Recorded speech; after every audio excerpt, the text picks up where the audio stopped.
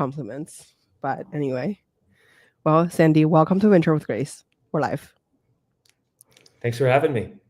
Okay, so to start the show, I would love for the audience to get to know you a little bit more. So I think one of your core experience was, helping bootstrap businesses to think about exiting opportunities. So maybe why don't we start there, and then we could jump into your current fund. Sure. I've worn different hats over my career, and these days I'm a full-time early stage VC. But previously, and for most of my career, my main focus was M&A advisory. So kind of in the world of investment banking, I found a niche advising bootstrapped technology companies on mergers and acquisitions. So I would, tell people who aren't familiar with finance, I was kind of like a real estate agent for bootstrapped tech companies. And I kind of stumbled into that field out of university. I wanted to be in technology, but I didn't take the programming back in 2004. And so I worked for a firm in Palo Alto for a few years doing this kind of bootstrapped M&A, moved to a firm in SF for a few years, got let go in 2010. And then that was a nice kick in the pants to start Horizon Partners along with my business partner, Mike Firmage. And so we ran the business over the years, and we're fortunate to work with some great bootstrapped tech companies, companies that, kind of no outside funding and might get to 5, 10, 20, 30 million in revenue, and then would have an interest in getting some liquidity. And maybe that involves selling the company to a strategic buyer. Maybe it's selling part of the company to an investor. And so, we worked with companies like Ookla, which had a great product called speedtest.net that everyone has used, not necessarily, not everyone remembers, but if your internet's slow, you probably go to speedtest.net to check it out. So that was a great deal. We advised that company on a $155 million exit. And so I was really fortunate to work with a lot of bootstrappers over the years. And then I was also doing some angel investing on the side, which kind of led to the VC path. But I'll pause there, and happy to talk more about the bootstrapper M&A world if you're interested. Yeah. Actually, I have a few questions though. Like, what's a business model? You mentioned like a real estate agent. Is this like kind of like financial advisors? You charge, call it like, I don't know, 3%, or what's yeah. That's right. With generally in M&A, I mean, there's like sell side and there's buy side. Right. And my experience is really on the sell side, and so buy side might be a little different. But sell side, it's kind of like, if you have a company or anything in life, if you want to sell it for the highest possible price, you probably want to have competition. And sometimes you want to hire someone to help kind of orchestrate a competitive process, kind of guide you through that to help you get the best possible deal. So that's like the pitch for the sell side M&A advisor. And generally for a good firm, you'll pay a retainer upfront, but then the vast majority of the economics, it's a success fee. A percentage of the deal that you pay when a deal closes. So yeah, it's negotiable like everything in life. And so it could be on bigger deals, it could, if you're talking about a multi-billion-dollar deal, it could be a percent or even less. In the world that we played in, lower mid-market deal sizes of like kind of 20 to 200-300 million, the fees typically in like the 3 to 5% range, sometimes a little more, sometimes a little less. I wonder, so let's say if you do I guess like 3 to 5%, do you just split with the business partner, or is there any more expenses? Like, so I guess also like, how do you find the buyer? Since I feel like each different businesses are like probably going to be bought by a different company. Sure. Yeah, the economics, it's a high margin business, M&A. And so Horizon Partners, and so my partner Mike runs it today, and I'm not involved, but it's like the typical model for a boutique M&A firm is that there's a small team, there's some overhead, but it's a high margin business. Now, there's a lot of struggling M&A firms that are not really doing well, but if you can have some deal velocity, it can be a high margin business. It's not recurring revenue. So, if you're trying to sell your business to Microsoft for, $1 billion, it's probably not the right business model, but it is a good business model. Absolutely. I wonder, how do you find the potential clients then? Or like, finding the harder thing is finding the clients. I think this is like, pretty common for service businesses. It's finding the clients, finding the good client is the hardest thing. There are, so a lot of people in the M&A industry like to tell a potential client, like, oh, these buyers, they're so hard to find, you have to know all the right people. And probably that was true, in like the days of Mad Men in the 60s or the 70s before the internet. Yeah, I don't know how anyone found the buyers. That must have been really hard. I don't even know. But these days with the internet, it's actually not that hard. And the buyers generally want to be found. And so they usually you divide them into strategic, which is like big companies. And then there's like private equity. And there's also companies who are owned by private equity. So it's kind of a hybrid category. But generally, the strategic, they have like a corp dev team. They want to see deals. Private equity, they want to do deals. So it does take some work, to find the right buyers.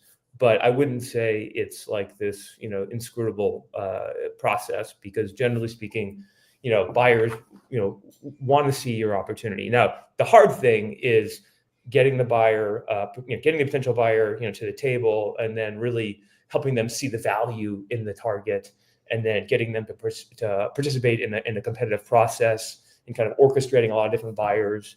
And then, there's a lot of complexity there. But the fact of finding the buyers, like that's probably something that a lot of M&A firms might sell as like this mysterious, voodoo. But frankly, that's not really like the hardest thing about the process. Really, the hardest thing is just advising the client, because there's going to be a lot of ups and downs. There's a lot of complexity, legal, tax, you name it. There's a lot of complexity. And so like a seasoned M&A advisor can add a lot of value kind of navigating that and helping to get the deal done. I have so many questions there too. So you mentioned there's legal, there's tax, and then like, what if like there's things that like just like so much conflict of interest? Like, so for example, I actually don't know, like maybe you should give me an example of like what's like the most common thing that people argue about. Obviously, it's either like asset or I don't know, like some sort of like data or whatever, like in the tech world. But Yeah. how do you think about also, do you guys like primarily sell the tech businesses, or like primarily just like any bootstrap business? Because Oh yeah. Yeah. Well, Horizon Partners, where I'm not really involved, but yeah, very focused on tech. And so I think it makes sense to work with people who are specialists in an industry. I think that's pretty important. And then maybe a good lens is, why do deals not close? So what'll happen is a buyer or investor will give you like a term sheet, say, hey, we're going to buy your company for $100 million. And then, we'll close the deal, in 60 days. And the reality is often the deals don't close. A good M&A advisor will help to close the deal.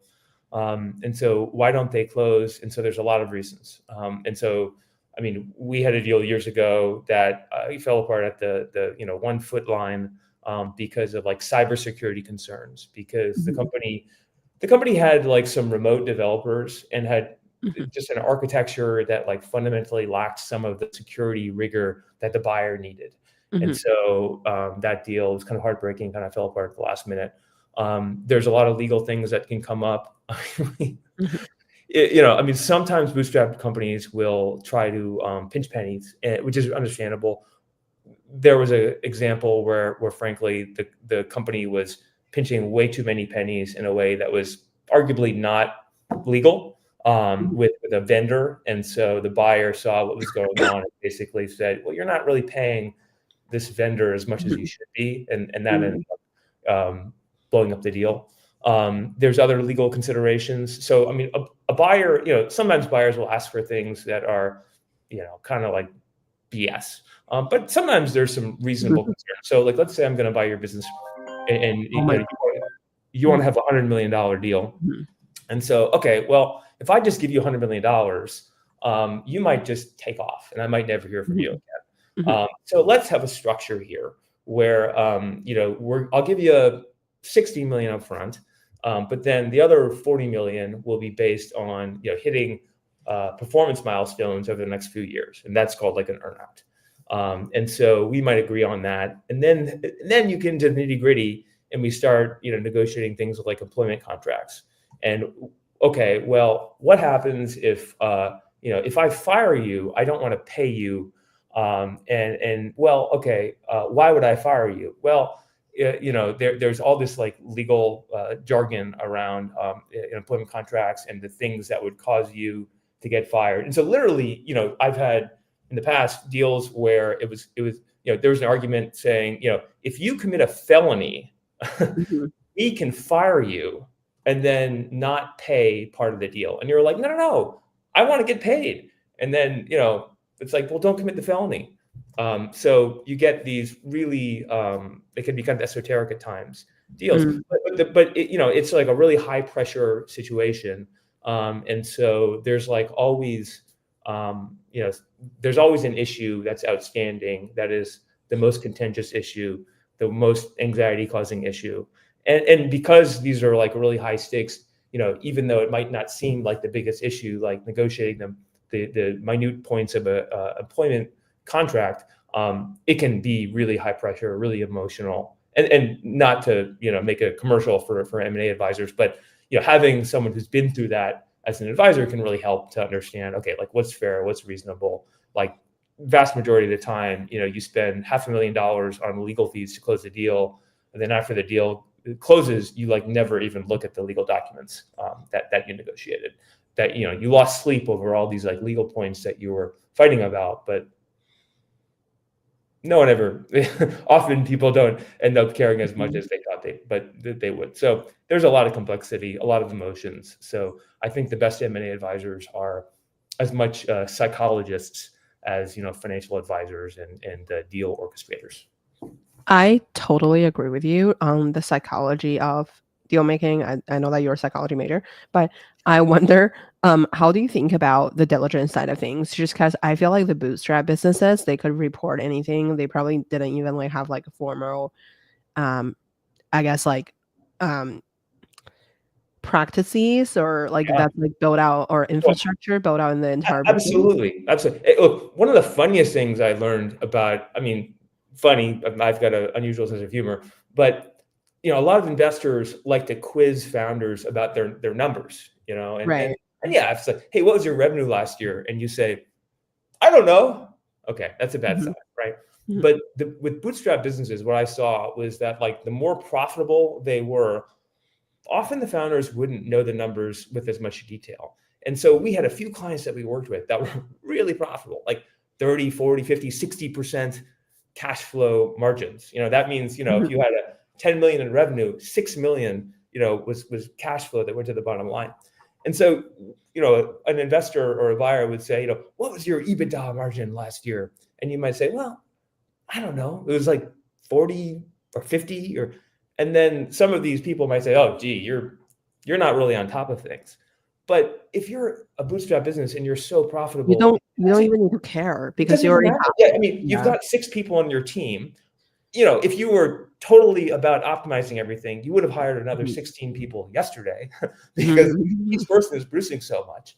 But you've got a great business and you're not, so yeah, it's funny. So like the more profitable the bootstrapper, like the less likely they are to know the specific EBITDA margin. And it makes total sense. And ironically, at Horizon Partners, after the first couple of years were challenging and we survived, but the business wasn't that lucrative. But for many years, it was a really good business with good profit margins. And like honestly, I never knew our EBITDA margins. I mean, no one ever asked me. We were never trying to sell to an Yeah. investor or anything like that.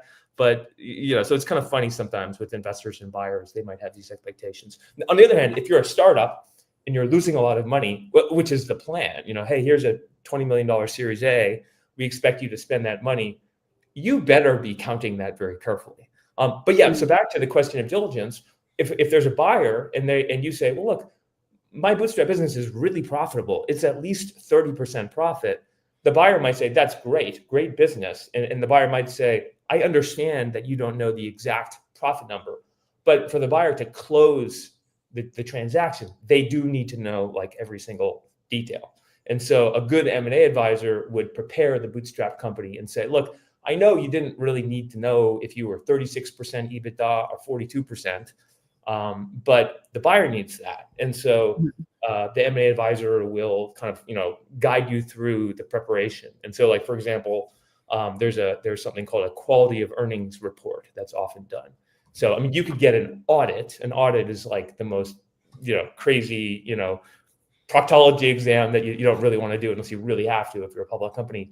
And so quality of earnings is kind of like a condensed version of that. And so if you have a really profitable bootstrap company, you want to sell it, you don't know all your numbers exactly, you do a quality of earnings report with like a reputable accounting firm. And so they'll give you, you'll end up having like the accounting precision that a buyer or an investor would need to close the deal. Mm. I guess, how do you think about these companies' business models? Or like, I mean, are they just like software, you create once and then you sell like 1,000 times? And then what are those businesses? Like, why aren't they backed by VC? Or why I mean, I think you mentioned about this in another podcast that like, some of the bootstrap founders, like, after the first business was bootstrap and the second business, they want to go to VC, vice versa. Nowadays, I'm just thinking about like, because of AI, a lot of company could bootstrap. So yesterday, like, our guest basically mentioned that he have seen, AI marketing company that went from 0 to like 7-9 millions in like a few months or a year. So like, I wonder, how do you think about like how software is changing, and then like what kind of business should be bootstrap, and then what kind of business should just like stay venture backed? I think the biggest part of that is just personal preference, and there's also just market reality. And so, in certain market conditions, it is harder to raise venture capital. Today it's probably not quite as hard, but like a great example of a bootstrapper is Mailchimp. And Mhm. I've listened to the founder. Actually, like cold called the founder. 20 years ago. I don't think he would remember when they were a small company. And so I tracked the company over the years, and I would listen to the podcasts occasionally that the founder would do. And so, Mailchimp sold for, I think, like 11 billion and bootstrapped the whole way. But they started out, it was like 2001, 2, 3. That was like the tech wreck. That was the period. Wasn't a lot of venture capital. And so they couldn't raise. So sometimes that Mhm. happens. Yeah, I think you might have alluded to one of our like an M&A client that we actually were fortunate to invest in as well, called DistroKid, where the founder, Philip Kaplan, just an amazing entrepreneur, kind of a great serial entrepreneur and product visionary. And he had a startup called AdBright. It was an ad network, and it did okay, I think. But the ad network space, I mean, this is like circa 2007. There was a lot of consolidation, and they ended up like turning down an exit opportunity that, in hindsight, they probably should have taken. And so they had like a board, they raised venture capital, and so the founder decided for his next business he just wanted to bootstrap it and wanted to have full control himself. And then he was he was technical and very efficient and knew exactly what to build with DistroKid. It was just this incredible example of like achieving product market fit in almost record time in the online music distribution space. And so he knew Mhm. exactly what to build, was very efficient, and bootstrapped that business and had an amazing outcome. So I think, for some businesses that are super capital intensive up front, if you're trying to do something in robotics, something that involves hardware, Mhm. pretty hard to bootstrap that. Mm. So you probably don't have a choice. You probably need to get investors to fund it. For a lot of software businesses, there's a possibility that you could bootstrap it. And I think that it really depends on your personal circumstances if you want to try to bootstrap it or if and when you want to raise money. I do think that, generally speaking, if you raise money, if you're more ambitious and more risk taking, that's an argument for raising money. You can just move faster. So I mean, there's a lot of Mhm. subjectivity around should you raise money or not. But objectively speaking, if you raise money from VCs and you have that money, you can spend it and you can move faster. Now, you might Mhm. go over a cliff like Thelma and Louise. Like, it doesn't necessarily mean you're going to move fast in like the right direction, Mhm. but you can definitely move faster. And so I think for the most ambitious founders, often it makes sense to raise venture capital. That said, there's some amazing and extremely ambitious founders that bootstrap and that have great outcomes. So Mm. I guess sometimes people will say, oh, bootstrapping is better or this or that. And it, I think it's kind of silly to make generalizations. It really just depends on the specifics of the founder and their goals and their opportunities. Um, totally. What is like the cadence that you would talk to the buyer? So like for example, I'm assuming some of the big buyers would be like uh Microsoft Corp Dev team or like some stuff like that, right? So like I wonder how is there like a particular not a particular, but like a few particular buyers that you would like really intentionally building a relationship with? Obviously you don't have to say the exact person, but it's just like I guess the profile, I guess like It, who is buying the businesses and then how do you kind of like maintain in touch just because is there so like yeah. yeah, I don't really these days. I wouldn't be the person trying to keep in touch with buyers, but generally speaking, I think that yeah, there's a lot of Mhm, mystique sometimes around these relationships with these magical relationships with buyers. I think that can be overrated. But at the same time, it really depends on different companies and different founders have very different experiences. I mean, if you ask founders about fundraising strategy, should you do it mhm, like this? Should you do it like this? You'll find founders who did things totally differently. Who will recommend things totally differently, and VCs will mhm, say do it like this, do it like this, and so sometimes it works doing it like this, sometimes it works doing it like that. And so like we had an example, we had a deal many years ago um, where I mean this was a company, it was kind of like a online media slash fintech business, mhm, and they had some relationships with potential buyers, and so we got hired to sell the business, and so we talked to mhm, those. There was another company that like potentially could be a good buyer. They had no relationship.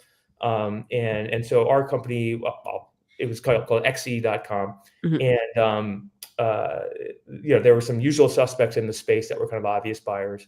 There was another buyer, again, no relationship between the buyer and the seller. And we didn't know the buyer at all. And one of our kind of great team members at the time, he was tasked with, try to get this potential buyer. mhm, And he, emailed and tried to cold call different people and had a hard time getting them to respond. And one mhm, day their, I think VP of Corp Dev just picked up the phone and he said, hey, we're working with XE. We think it's a really good business. You should take a look. And, he said the right things. And the guy said, oh yeah, well, we'll bid on that. Sure. When's the bid deadline? And they bid and they ended up winning the deal and were like a great fit. And usually that doesn't happen. Like usually people are, yeah. I mean, usually a buyer will take a little bit longer to decide if they're going to make a bid on something. But in this case, mhm, the buyer, we actually had no relationship with the buyer. The client had no relationship with the buyer, and they ended up winning a very competitive process. So it really depends. And so I've heard some VCs and some founders say you should always have relationships with the potential buyers. That's baloney. I mean, sometimes it's mhm, great. You can talk to companies. We just had our first exit. The venture fund just was announced. One of our portfolio companies called Sandbox Banking.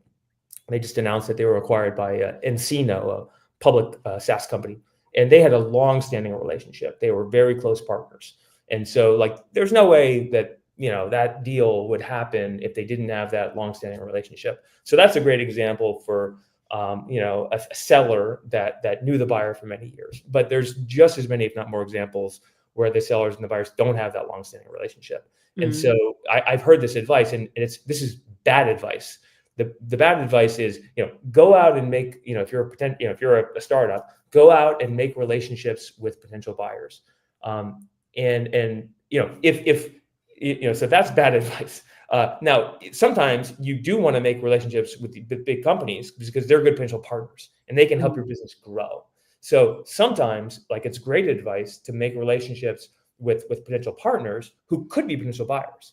And so if going about your growth strategy involves getting to know partners, and some of those partners could be buyers, great. But if a founder is like going to spend some of their very scarce time, you know, you know, proactively trying to reach out to potential buyers to like spend time with them because one day there might be an acquisition, that is like just really the wrong thing, because for founders, it's so hard to find customers, to do all the things that involve growth. And so to like take a bunch of time just to make relationships with, one day potential buyers. Yeah, unfortunately, I've heard that advice a lot. So you can put me on the other side in that one. Mm. Okay, so let's dive into venture. So like obviously I feel like you talk about the Canva story a lot on podcasts. Maybe we gave the audience, I mean, since like okay, so we will start with like the Canva and Palantirs of the world. So like obviously you have done very well in angel investing. Maybe if you could give the audience a little bit of background, like, how you started and then like how, obviously you found the Canva team through being an LP of I mean, I'm pretty sure that you said this on other podcasts too, Right. but okay, yeah, being an LP of Blackbird, but like, what about Palantir? And then how do you think about having a repetitive strategy to like source interesting companies as angel investments? Great. So I'll talk about Palantir, and cut me off if I get really long-winded and forget to talk about Canva, because I could also talk forever about Yeah, Canva. please talk But about both they're, of them. they're So amazing, and I'm really fortunate to be have a small level of involvement in both companies. With Palantir, so like I actually okay, so I ended up. I'll give you the super long story, right? I'm going to bore everyone to tears. I'm just kidding.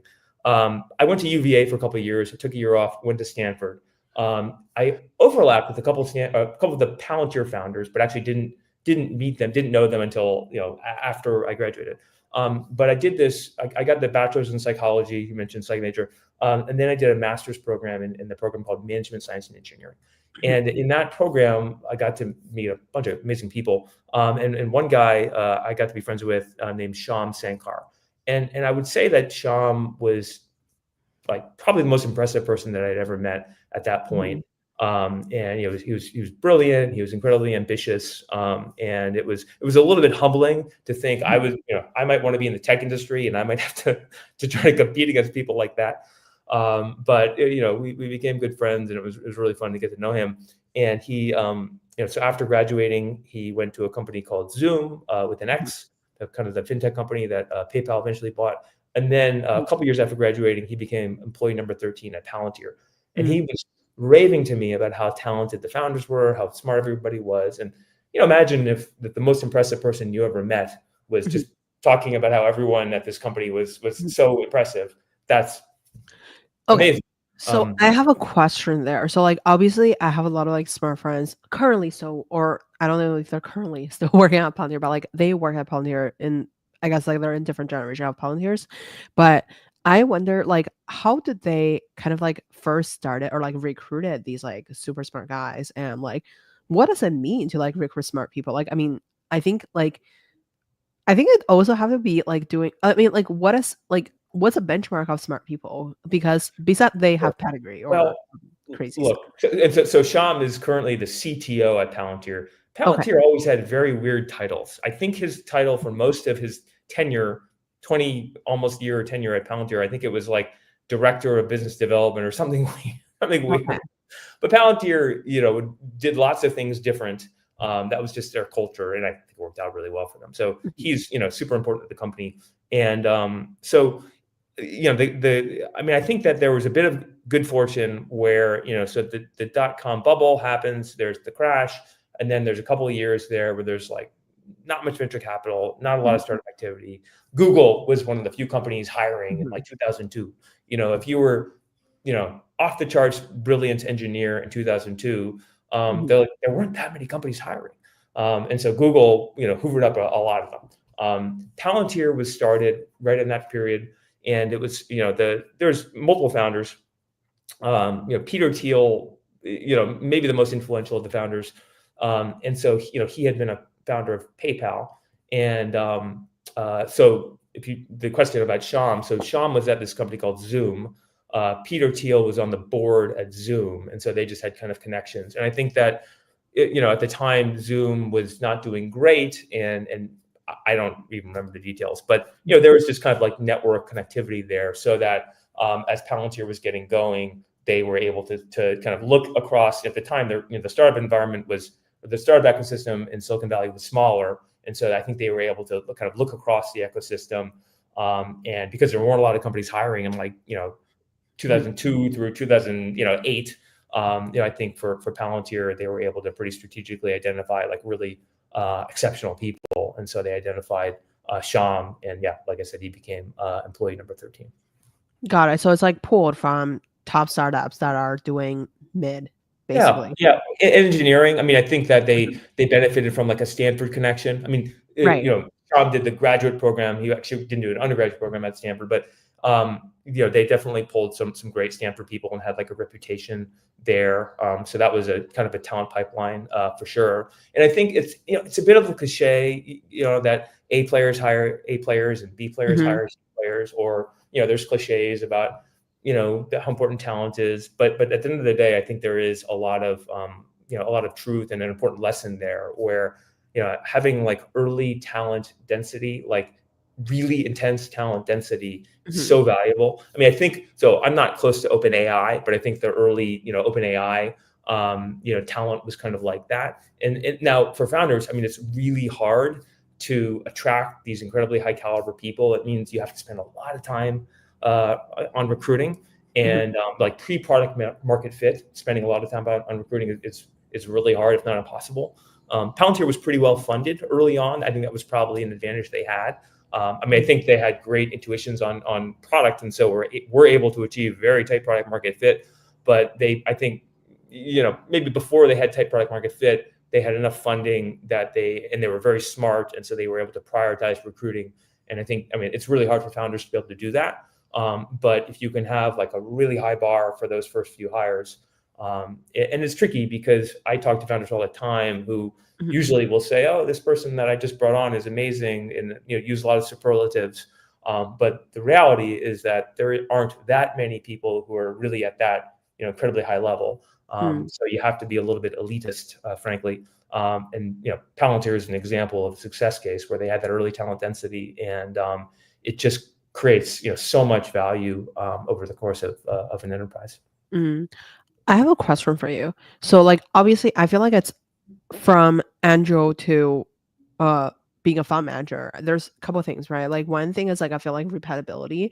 So, like, I think a lot of angel could like invest in like one big hit, or like, I mean, obviously for you, it's like multiple big hits, but like putting small checks into these companies are like um I guess at the very beginning it wouldn't be as hard as like when you're investing on a fund's behalf, because you have to put in bigger checks, and then these bigger checks have to like meet a certain like multiple threshold to like make the fund sustain. And then there's portfolio construction, how do you think about reserves and all that kind of stuff. Like number one is like how do you build like a sustainable funnel for yourself, turning from like angel to uh, just like a professional fund manager.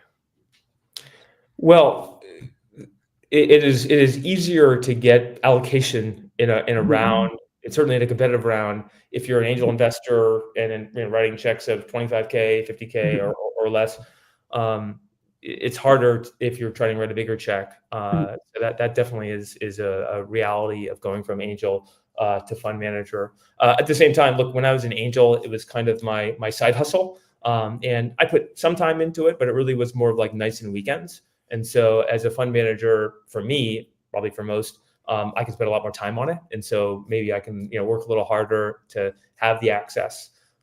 So that probably evens out. But definitely as an angel, you get probably more calls from VCs saying, hey, come into this round, be a value add angel. Whereas, a VC might call me, but because I mhm, write a bigger check, there's less likelihood that average VC would call me to invite into the round, because that VC is trying to invest a lot into the round themselves. mhm. Um, I guess like at the beginning, were the M&A as like an angle, so like VCs would call you, or like were they just like your BFF, or Oh yeah, that wasn't really like a thing. There's not much intersection between the world of like bootstrapper M&A Mhm, and venture capital. So I mean, I was kind of living a double life.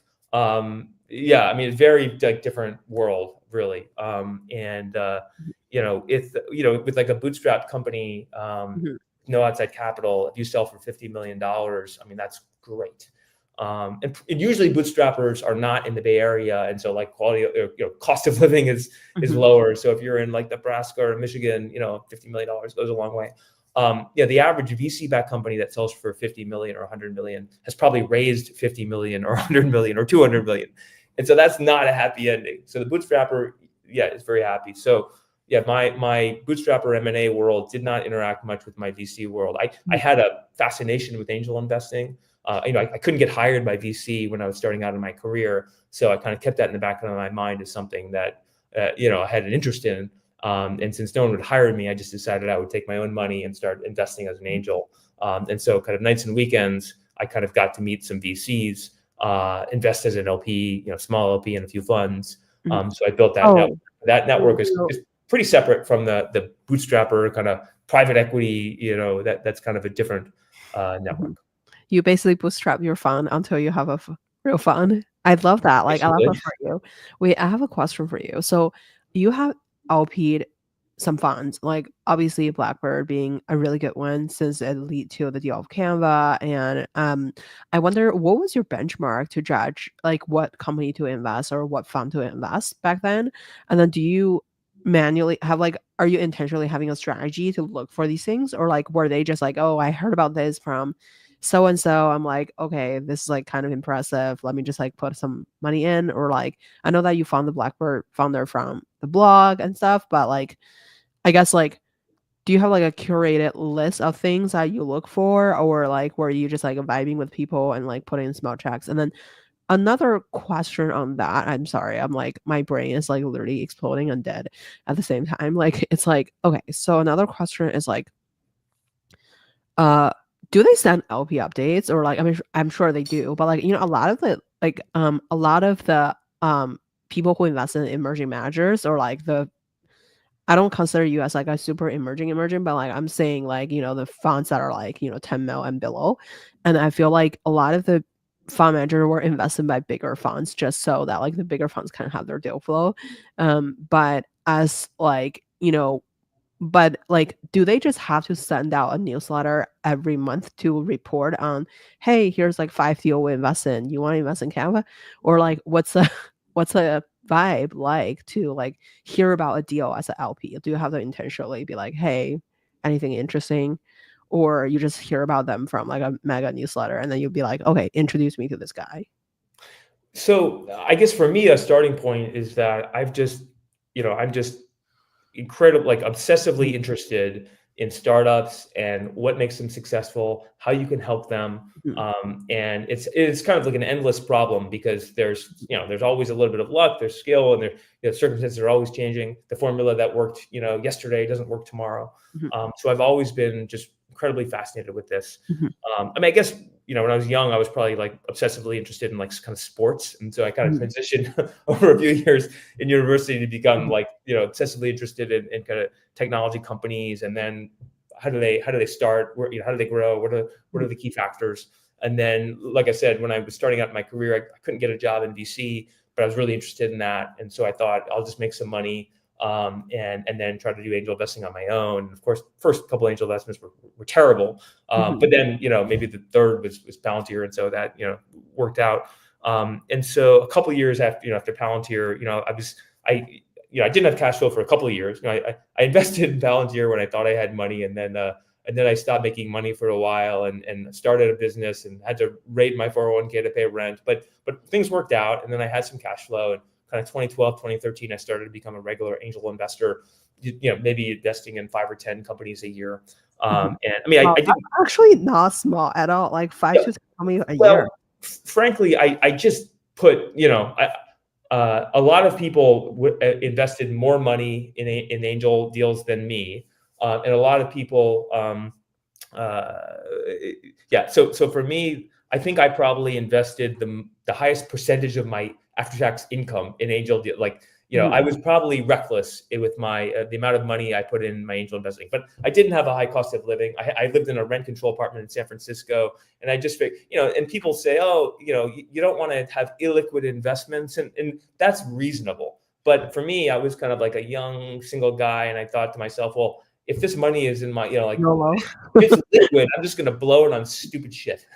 Sorry, I That's should cool, mention. actually. I And mean, in so, San Francisco, but and so when I invested in Palantir, it was actually like an unusually, if you looked at my net worth, you would have said that's too much money. But I just thought this is actually a safe, reasonable place to put the money, because otherwise I might blow, cars or Vegas or who knows. So that was always my philosophy. And so then I started to do angel when I had a little bit of cash flow. I started to do angel investing, and then kind of the Blackbird Ventures Fund One came on my desk. And now to get into Blackbird Ventures, like, it's pretty hard. They've got impossible. so Yeah, much yeah, success. But like 2012, and I had some relationships to like Nikki, like one of the founders, and I thought to myself, because I just had this, and still do, just this intense obsession with like learning about like what's going on, trying to decipher what's causal, what's not. And so I thought, I could learn a lot from investing in a venture fund. And so I thought to myself, well, if I'm investing, $10 in an angel deal, maybe I should put $1 in a venture fund. I mean, probably I should do more, but I Mhm. kind of justified it as thinking I could really learn a lot from this, and hopefully I'll make some money. Okay. But sometimes you look back at a good investment and you think to yourself, oh, it was so obvious. When I invested in Canva, oh, it was so obvious that these were like some of the best founders ever. And that's baloney. I mean, I invested in them because I thought they were amazing. But I made other investments in 2014 that I also thought were going to be amazing, and none of them are as amazing as Canva. So it's easy to have that hindsight bias. And so when I invested in Blackbird, I mean, that Blackbird Fund One is just a spectacular fund. I'm really lucky to have made the investment. And so I thought it was going to be a good investment, but I didn't have, I wasn't like, oh yeah, this is going to be a 30x fund. I thought that I could learn a lot. And honestly, I didn't even, when I made that investment, I wasn't even thinking that much about co-investment opportunities. It was more about learning, maybe making some money. And then, these days, if Blackbird is investing in the company, like, good luck getting a room. It's going to be really competitive. But in the early days, it wasn't like that. And so in the first, 3, 4, 5 years of Blackbird's history, if they were leading around, there's a decent chance that there was a co-investment opportunity. And so that was the case with Canva in early 2014. There was a kind of a seed extension round, and they sent out, they would send out regular updates to their investors. And I mean, they were always, have always been great with that kind of communication.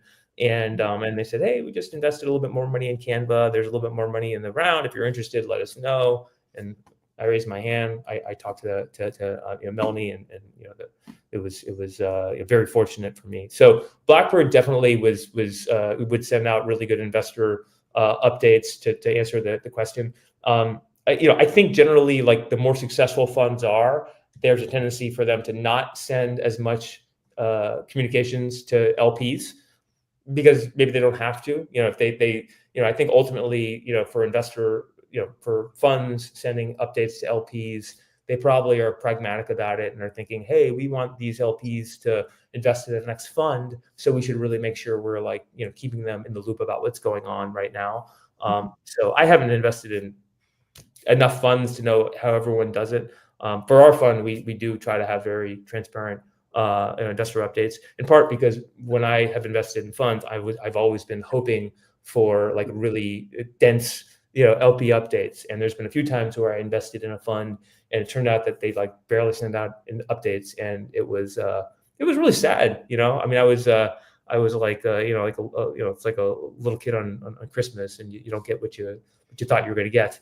For me, at least, I just love learning about what's going on with startups, and seeing what's working, what's not. And so if I'm investing in a fund, I'm really hoping that they will share a lot of information about how their fund is doing.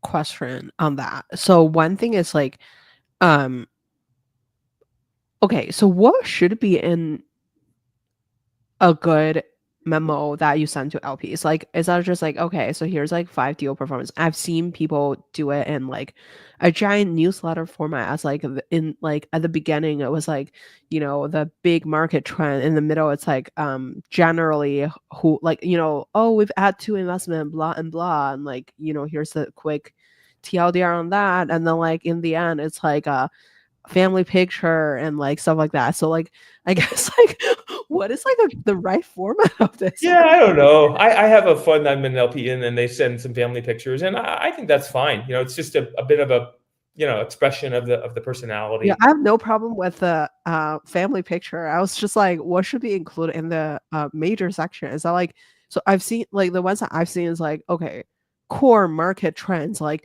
the core market trends are like, oh, the economy shift. Like, and then Right. there's like a carded picture. And Yeah. then the middle is like the two companies that they invest in, but it's like in the TLDR format. Like, hey, Yeah. by the way, yeah. It's a tricky thing because I think that, I mean, as an early stage venture capitalist, Mhm, you're in finance, and in finance, often people asking you about what you do and people who mhm, might be judging you, they're like, "What do you think about the market?" And so, you're like, "Oh, well, the stock market went down 3% yesterday because of inflation, and the GDP is only 2.6%. It should be 2.7%. I And don't guess understand. what? In Indonesia yesterday, there was a coffee futures shortage, and so you kind of sound smart, right? And so sometimes Yeah, people yeah. want that, Okay, okay. and so I personally struggle with this with our LP updates of like how much should I try to opine about market conditions.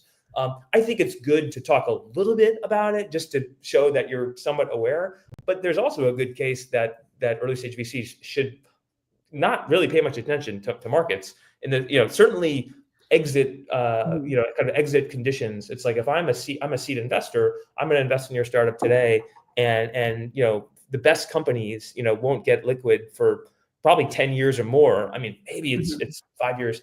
So like, let's just say the exit opportunities right now are amazing, and I invest in your seed round. Frankly, the valuation is going to be higher in your round because of the exit opportunities today.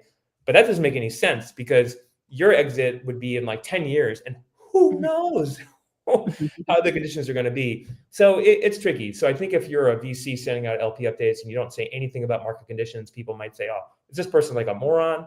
But I think that it's probably overrated to have like hot takes about the market conditions. Mhm. So it's a tough balance. To me, I love this. The saying about like the street lamp effect. You might have heard this where people tell it differently, but so there's a drunk who's late at night, leaning up against a kind of the post of a street light, and a cop walks up and sees this drunk kind of leaning against the post and is like, "What are you doing?" And this drunk guy's like, "Oh, I'm looking for my keys." And the policeman's like, well, like, why are you looking here? And he's like, the drunk's like, well, this is where the light is shining. Uh, and I think Mhm, that's just a bias we all have, is to mhm, look at the things, look at where the light is shining. And so ask me about finance, and I'm going to look at CNBC, and like the light is mhm, shining on the fact that the Nasdaq is up 1.2%. mhm, And so when it comes to early stage venture, I think that often like the hardest and most valuable decisions are trying to understand these kind of mhm, qualitative factors about founders, about product velocity. And so the light doesn't really shine there, though. And so it can be mhm, hard to talk about that. It's easier to talk about market. And so if you're doing an investment memo, write 10 pages about the TAM, that's going to look really impressive. I would say for mhm, a software startup, TAM is frankly useless. And if anything, it's often like a red herring. mhm, But light is shining in TAM. You can do a lot of research and look really smart. I would say that the more important areas, though, are often places where the light is not shining. mm. What's your picking strategy or like diligencing strategy? Founders, Or founders, founders. So it's, I mean, early stage venture is, I think, endlessly fascinating.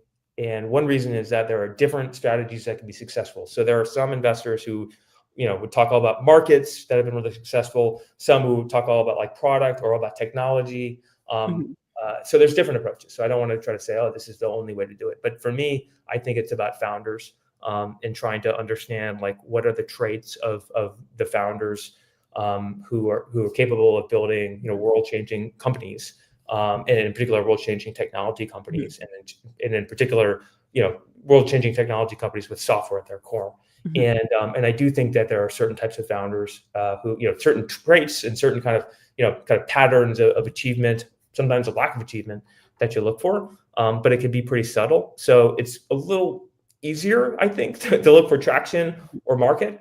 But I think trying to become really analytical about founders, it's a little harder, but that's where I've gravitated. And I mentioned the story about Palantir and my investment there. And so it was one of my first angel investments. And at that time, I wouldn't say I really knew what I was doing in angel investing. And but to the extent I had a thesis, the thesis was, employee number 13 is like this spectacularly incredibly talented person who I knew really well. And this person says that everyone at the company is amazingly talented. And so the thesis was there must be incredibly high talent density there. And frankly, nothing else really mattered. And in 2009, when I invested, Palantir was not very good at talking about like their company strategy. I mean, honestly, you mentioned the financials. Like they didn't they didn't know their financials. They didn't. But that's kind of another story. But now they do, and I mean, it's a spectacular company. But what they knew was technology and mission and incredible talent density. And so it was kind of like a bit of beginner's luck that I made that investment based on this talent density thesis. And so then I became a very active angel after that, and I kind of tried investing strategies as an angel. Oh, invest in traction, invest in market, invest in this, invest in that. And I kind of came back to this Palantir view. I think with maybe a little bit more education after all these years, but that like the most important thing is like the talent and the talent gravity. And look, it's not like just a pure IQ test. I mean, I've seen some founders who are off the charts, brilliant, but not very good founders. There's other things around, kind of, urgency, ambition, determination, high pain tolerance. Oh my God, high pain tolerance. I mean, I love that trait. I mean, it sounds a little.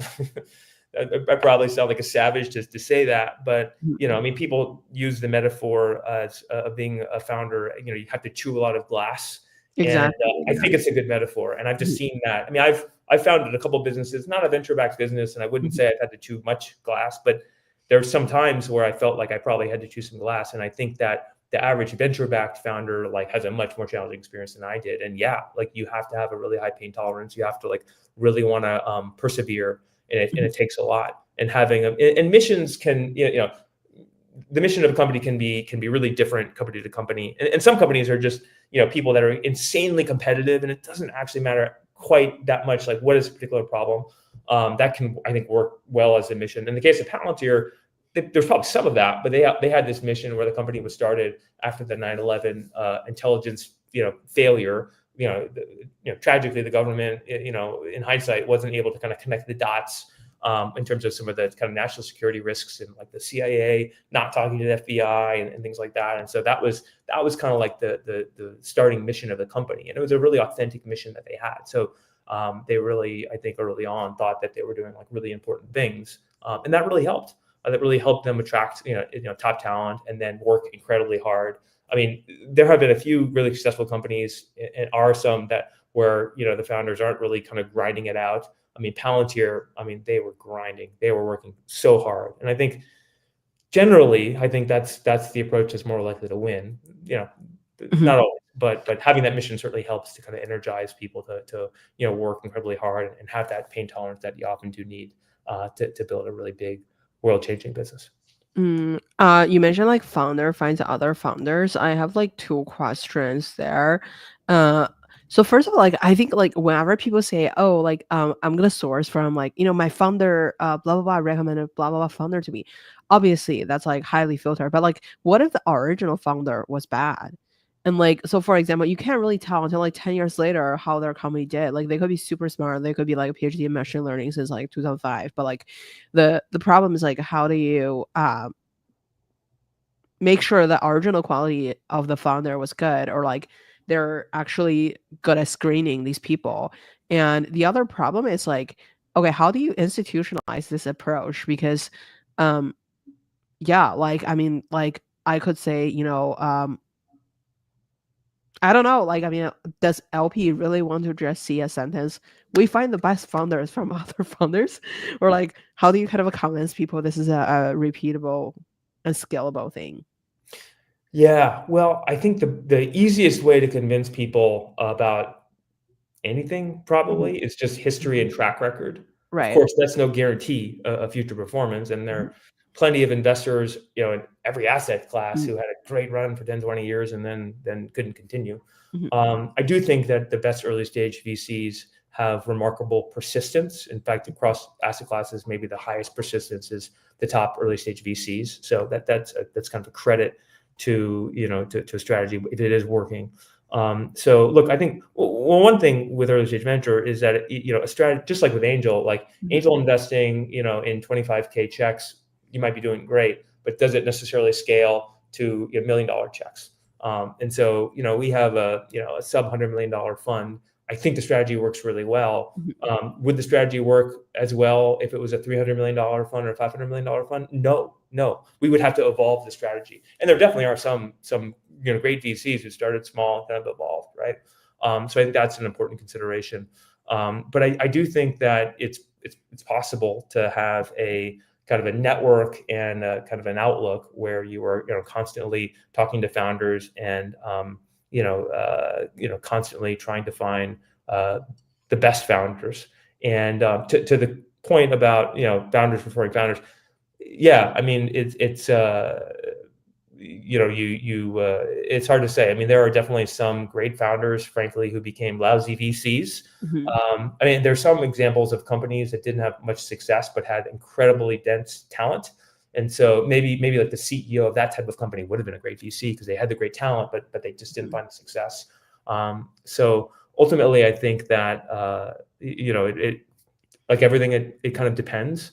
And I guess in my case, I think if you just have kind of like endless curiosity about trying to understand startups and try to understand what makes startups great, and then you really are care a lot about trying to help, then you probably end up with a strategy that can persist over time. But if you ask me how to run a $1 billion venture fund, I would tell you, ask someone else.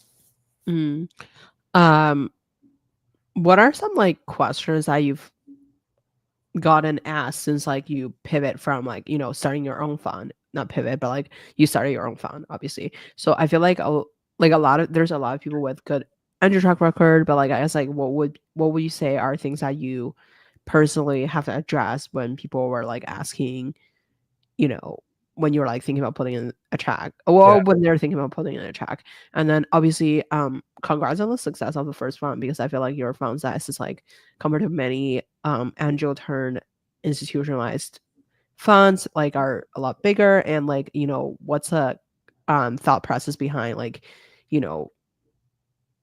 finding LPs that are trying to back the first fund? Yeah, well, thank you. Yeah, so I think the hardest things in venture are finding great founders and finding LPs. And I think for finding great founders, I would say, look, one thing for me, I've always been a bit of a contrarian, and it's kind of trendy to say that. So maybe I'm just trying to be trendy. But I remember when Pearl Jam came out in, I think it was seventh grade. I don't know, Pearl Jam is an old band. I don't know if you'd know. But when Pearl Jam came out in seventh grade, they were so popular. I did not like Pearl Jam. I could not like them. They were so popular. Eventually, like in my 20s, I came around and was like, hey, this is a pretty good band. So that's probably being contrarian to a fault. But I kind of have this tendency. I just don't want to jump into the trend. And so as an angel investor, I never really was interested in trying to chase the hot deals. I think if you have a 25K check and your strategy is like, what's Sequoia investing in? What are the hot deals? It might be a good strategy. But for me, I just never wanted to do that. I always wanted to try to find founders that were a little bit off the beaten path. And maybe Sequoia would eventually invest. But I wanted to focus on like kind of the first principle analysis and not these kind of social signals. And so I think that does set you up better to scale, because it's one thing to like get a 25K check into that round that Sequoia is leading, but to get $1 million check is a lot harder, right? And so I think on the founder selection, the startup selection piece, at least for Horizon, I think we're pretty well positioned, just because the approach we had was never about like, what are the cool kids doing? It was always about kind of some first principle thinking about what do great founders look like? Where might they be underappreciated? The early days of, companies like Canva, BillionToOne. And so I think that worked well for us in terms of, and is working well for us in terms of, founder selection. I mean, we've got a lot of great companies. We have a few companies that are, Silicon Valley insiders, but I mean, we've got this great company called Send. Really fortunate to be an investor in that business. It's based in Reno, Nevada. I think a lot of VCs, even today, like wouldn't want to invest in a company in Reno, Nevada. But the founder Jim Blosick is amazing, great company. We're really lucky to be an investor. So I think we have an open mindedness that's a little unusual. On the LP side, yeah, look, that might be the even harder thing to get in venture. And look, I'm the second biggest LP in our fund one. For fund two, I'll be second biggest, maybe even biggest. So I'm kind of fortunate to be able to have a lot of skin in the game. And then, people ask, aspiring VCs might say, how do you get LPs? And I guess there's different ways to do it. But I think the best thing is like, well, if you're trying to ask people for money, it's a lot easier if you've, made them a lot of money in the past.